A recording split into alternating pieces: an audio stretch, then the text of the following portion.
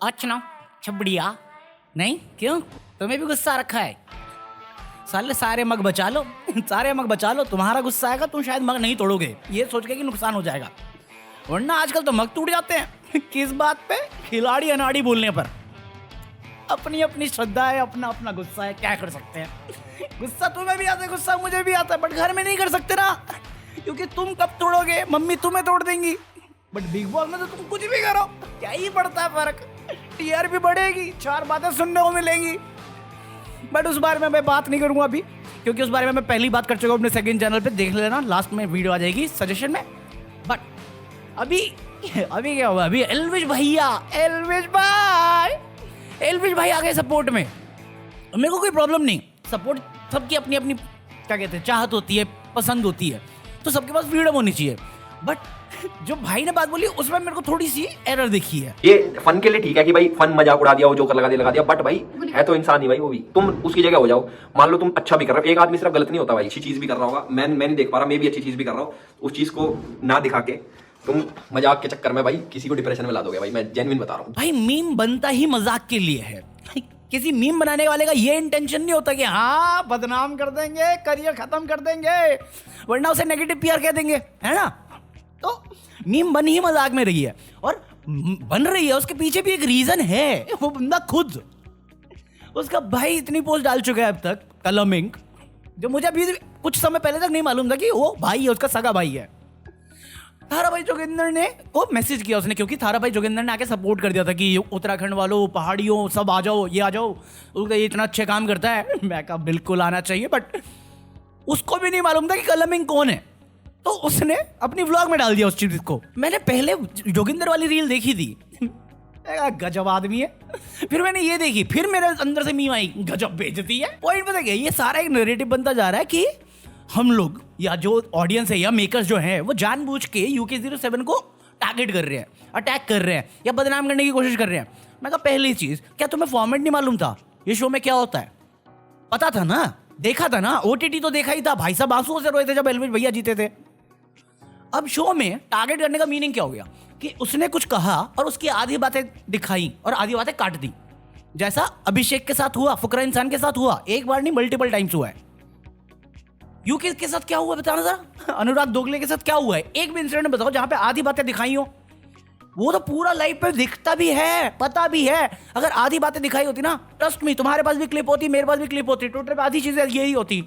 उसे टारगेट नहीं किया जा रहा, वो दिखे फुद्दू रहा है, वो बातें ही फुद्दू कर रहा है, या तो कमौली का बन रहा है, या शांत बना हुआ है, या फिर सो रहा है, और क्या कर रहा है, अब गुस्सा हुआ, एक्टिव हुआ तो कब तोड़ रहा है, और लड़ भी किस बात पर है जो मुद्दा भी नहीं था, तो उसमें कैसे सपोर्ट करूं मैं?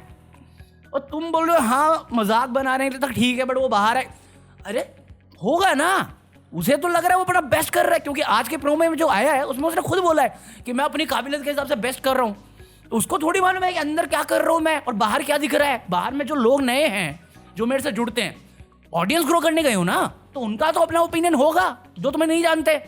तुम अच्छा करोगे तुम्हारे फैंस बढ़ेंगे, तुम बुरा करोगे तुम लूज करोगे, ये सब तो बेसिक अंडरस्टैंडिंग है शो को लेके। बट ना, हमें तो टारगेट किया जा रहा है, और इस पे कोई मीम बना के डाल देगा, सारी फिर गुस्सा आ जाएगा कि जोकर इमोजी डाल रहे हो, मजाक उड़ा रहे हो, टारगेट कर रहे हो।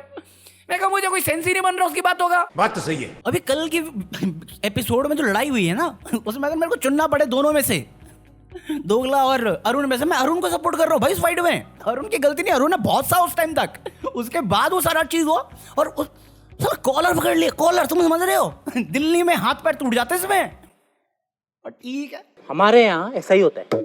इसके अलावा हनी सिंह के बारे में बात करें क्या?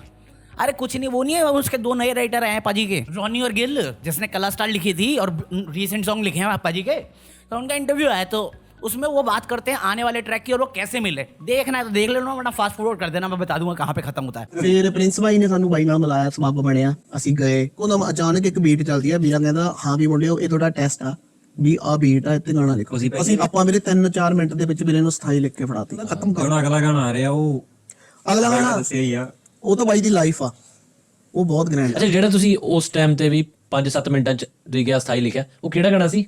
ਉਹ ਸੀਗਾ ਗੜਵਾ, ਉਹ ਆਉਣਾ ਗਾਣਾ ਹੋਣਾ ਜੀ, ਨਾਮ ਤੇ ਉਹ ਬਣ ਗਿਆ, ਬਾਈ ਨੂੰ ਬਹੁਤ ਪਸੰਦ ਆ ਗਾਣਾ। इसके अलावा कल मैंने तुम्हें बताया था बादशाह का चल रहा है अफेयर मैं मजाक नहीं कर रहा, ये टॉपिक ट्रेंडिंग है बादशाह से रिलेटेड।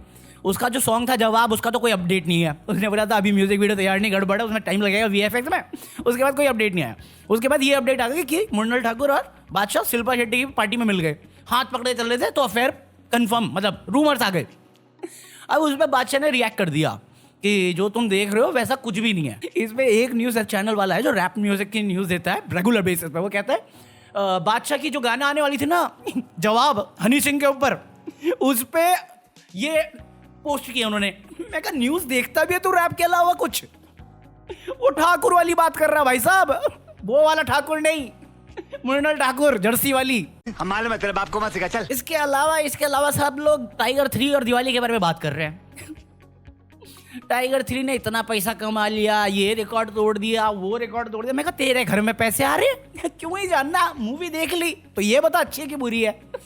वरना सलमान खान वर्सेस शाहरुख खान करके बैठा हुआ है। शाहरुख ये किंग है, शाहरुख मूत है, सलमान मन्नत का नौकर है। क्या चल रहा तुम लोगों के साथ भाई साहब? कौन से नशे करते हैं ये लोग लड़ने के लिए? अब ठीक है, और उन दोनों को कोई फर्क नहीं पड़ रहा, वो मजे ले रहे अपना कि बॉक्स ऑफिस में पैसे और यहाँ पे बकरी की तरह मैं बकरी बन के रह जाओगे जोकर की तरह छाती पे चढ़ के। मजा आया। इसके अलावा है बिली आइलिश। बिली आइलिश, अरे वो अंग्रेजी सिंगर है यार, बड़े अच्छे लगते वाली। हाँ, उसने हिंदी में एक ही गाना गाया, बड़े अच्छे लगते हैं। अभी उसका कोई इंटरव्यू आया, उसमें उसके उसी साइज को लेकर उसने बोल दिया और फिर एक स्टेटमेंट ऐसी पास कर दी कि ये सिर्फ औरतों के साथ होता है क्योंकि औरतें सह लेती हैं, आदमी के साथ नहीं होता कि आदमी मोटा है, पतला है, लंबा है, छोटा है। अब इस पे लोग भड़क गए। क्या है भैया ये रेसिज्म है क्या है, ये बॉडी शेमिंग है, और ये कहाँ का रूल है या कहाँ पढ़ा है तूने, या किसने बताया तुझे कि लौंडे के साथ नहीं होता ये?